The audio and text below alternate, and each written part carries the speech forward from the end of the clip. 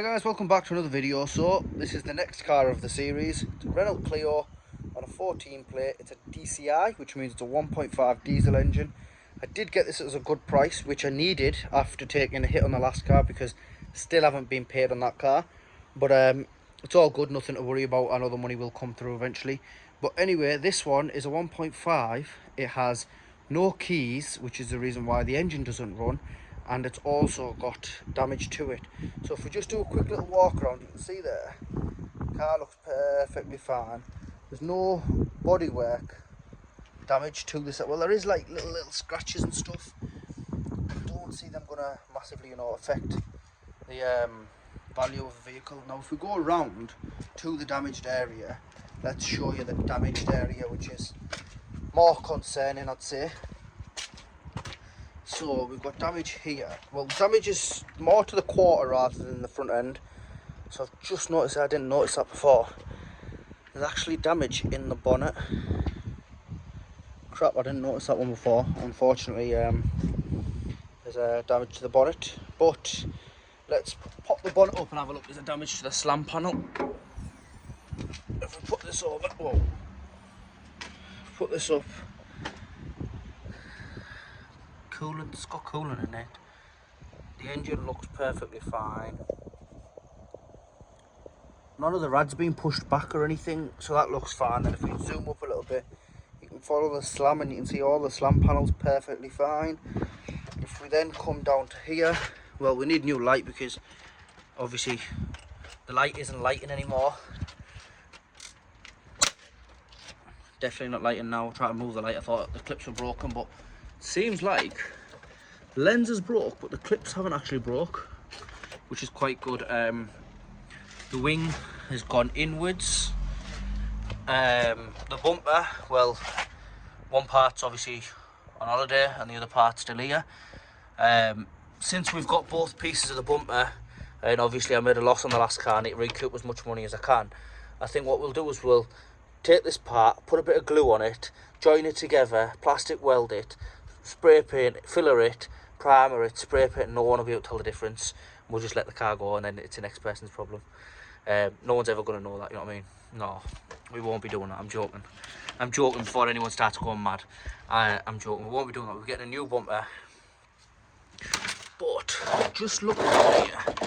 Okay, we won't pull that too much because it's got the fog light. Just looking there, the crash bar isn't actually damaged, which means so I'm guessing this part split here when it's hit the side here, but the crash bar's got zero damage on it, which is really good.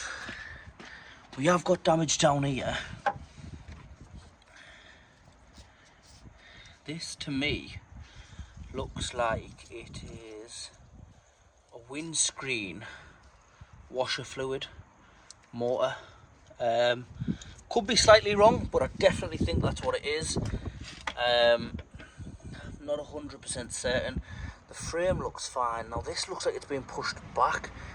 I'm sure this needs to come this way, but if that is the case, that looks like it's also the fuel filter there.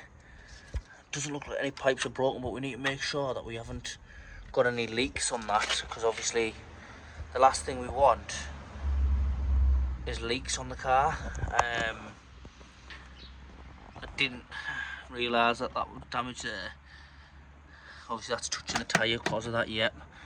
Right, what we can do with that though is we can always remove it and get a new bracket if we can't repair that same bracket. Hopefully the fuel lines and the fuel filter is perfect, so we don't have an issue there. I'm hoping we don't. I think this is quite a straightforward, fast and easy repair. I think it's going to be a new bumper, a possible new wiper bottle. We need to check, am I right with that? I have to try and pull some part numbers from somewhere or some diagrams or have a look at something.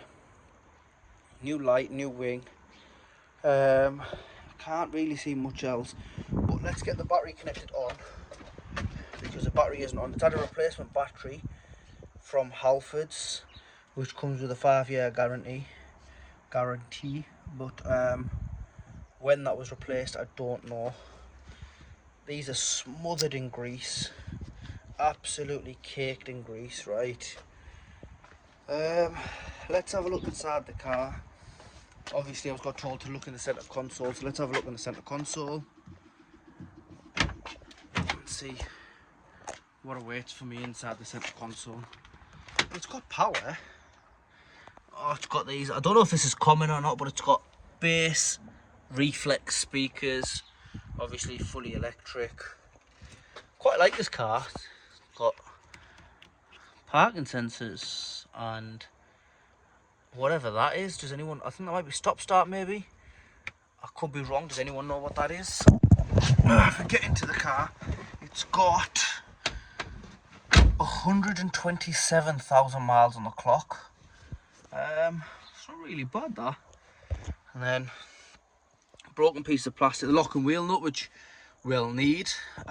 Loads of more broken piece of plastic. Just down here we've got, yeah, that was the screen wash, so I was right, because the motor, or am I wrong? I assume the motor goes into there on like that, and then the wiring can go here. Why is this being removed? It doesn't look damaged. Oh, okay. It's damaged. That has completely gone there. So this has obviously come off in the crash, and now more I look at it, the tabs are also damaged. Yeah, so I'm happy because I know now what that is outside. What's that thing down there? Let's have a look at that. It's a next base. What's that? Something to do with next base dash camera, I'm assuming. Throw it back down there in the glove box. Surprise, surprise, no service history. Surprise, surprise. And I got told to look into the centre console. How is that mounted? So the centre console, I don't know why I found this funny, but I do. The centre console is mounted to the driver's seat, not a proper centre console, if that makes sense. I've only just noticed the camera quality isn't the best, and I do apologise for that. My actual phone had a bit of an incident, so I'm using a different phone to record, and it's not as good. But how the hell do you open this? Oh, so to open it you have to push it like that.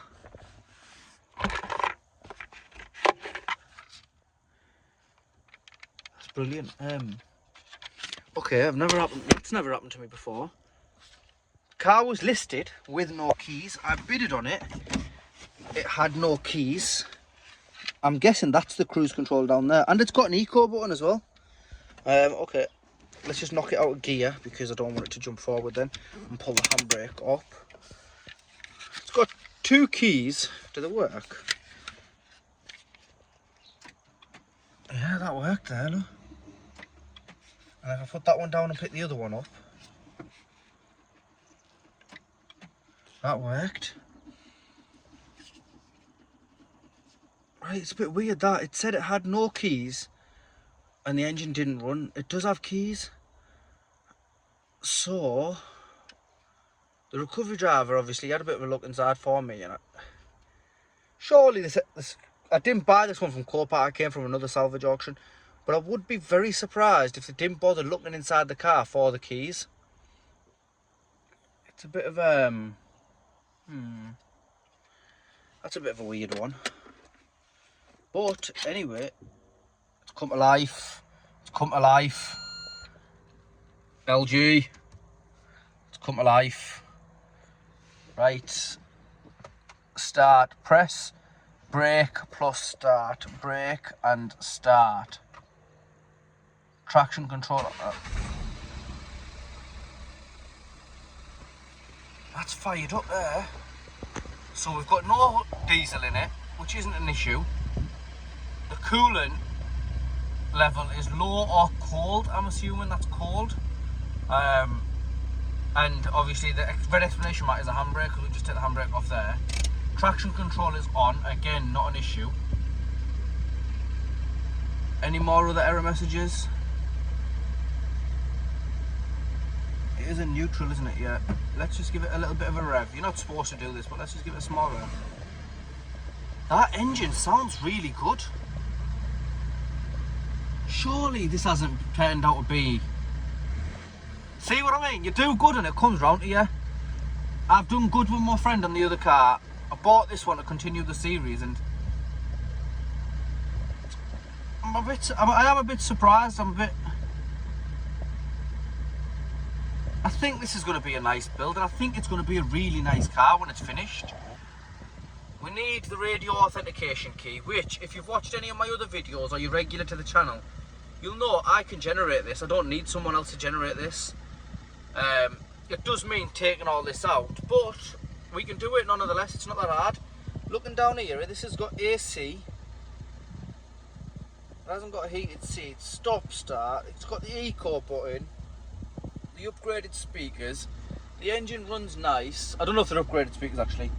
It's got, I think it's a stop start on the other side. I'm quite a fan of this car, to be honest with you. I really like the seats as well. Like, this is the seats there. Do you know what I mean? It's not a roomy car. Obviously it's a young driver's car, or it's not like, you know, it's like a sports type of car. It's more, I'd say, a new car or a delivery driver's car, or, you know, something small if you've got a small family or something like that. But I do really like this car. I don't know why. I want to say it's probably the best car I've bought so far for this series. Now, what do you think, guys? Is it the best car? I am going to tell you the price I paid for this. It was only £580. I think I did get it for a very good deal, just because of the no run, no keys issue. What do you think, guys? Is it cheap? Is it a good deal, or is it just stupidity what I've done? But either way, guys, let me know what your thoughts are, what you think. Have we diagnosed it right for the parts? And what do you think something like this goes for? And should we maybe look at getting another one of these somewhere down the line? Obviously we can eventually get to bigger cars, which we do want to do, but the aim of the game is to start with what everyone can afford, and these are affordable cars that people can buy, use, and then sell and insure. And who knows, one day we might be in a situation to actually give these cars away, or even raffle them for as cheap as we possibly can, recoup our losses, recoup our expenses, not losses, maybe make a small profit, and give the remaining amount to the person who wins the raffle, and they've got money for insurance. Who knows, guys? Let me know what your thoughts are, and as usual, please like, share and subscribe. Massively helps the channel. Thank you.